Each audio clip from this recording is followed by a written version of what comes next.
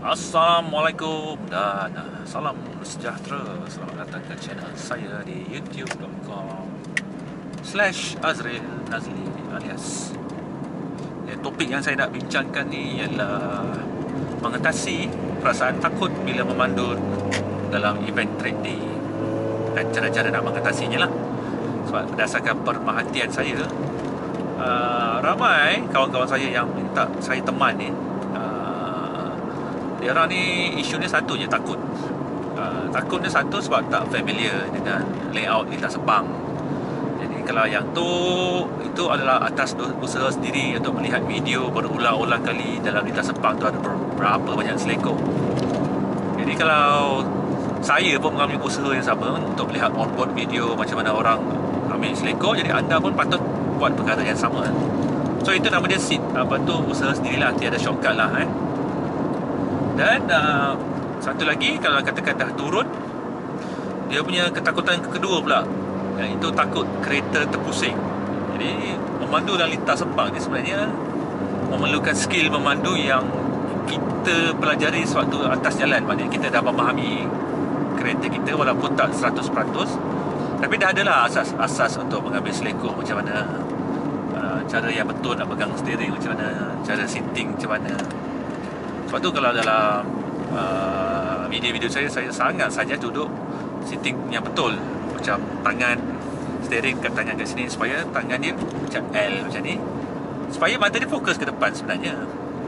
Dan teknik push and pull 93, jadi dia membantu untuk kita mengawal kereta. Bila kita berjaya mengawal kereta dengan sempurna, so kita mengawal dia, kita kawal dia macam kuda kan. Aku dapat kawal kau, katanya melompat. Jadi bila kita berjaya mengawal kereta kita, kita faham behavior kereta kita ni sewaktu sliding ke, sewaktu hilang kawalan, kita tahu macam mana nak betulkan. So kita dah berjaya menawan perasaan ketakutan nombor 2, iaitu memahami kereta. Sebab tu kita layan trade day ni, kita yang sama je. Mana saya tukar-tukar kereta kan. Kalau kita RSA je saya turun, kalau BMW je saya turun. Jadi kita memahami limit setiap kereta yang kita pandu. Yang ketiga, macam mana nak combat takutnya orang nak langgar kita dari belakang. Okay, fikir logik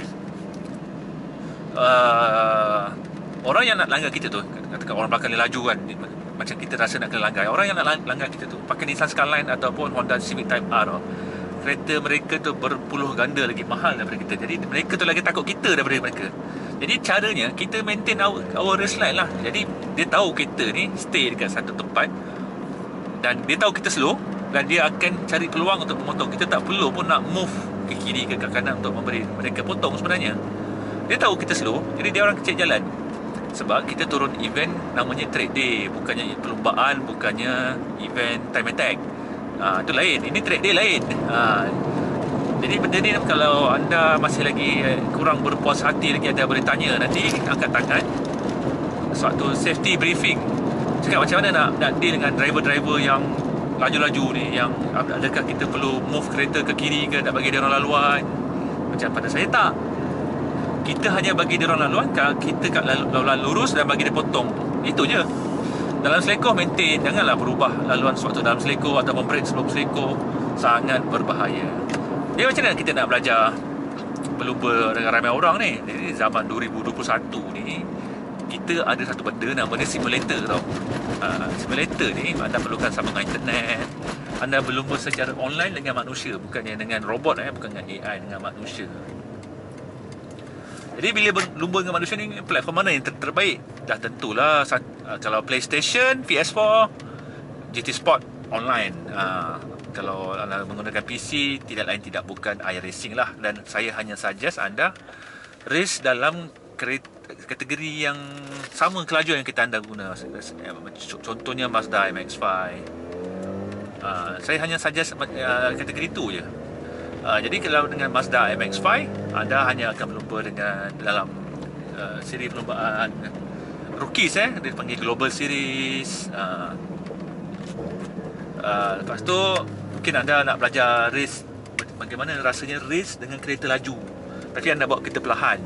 Jadi ada satu series perlombaan dinamakan SimLab Production Series, di mana ada 4 jenis kereta dilumbakan. Jadi saya suggest anda pilih bawa Pontiac Soulstar yang paling perlahan, tapi berlumba di litar yang sama, di waktu yang sama dengan 34 kereta yang lain. Semuanya dipandu oleh manusia dan belajar bagaimana nak berlumba secara online dengan selamat. Jadi pengetahuan yang dapat daripada situ insya-Allah akan di-carry ke dalam dunia trading yang betul.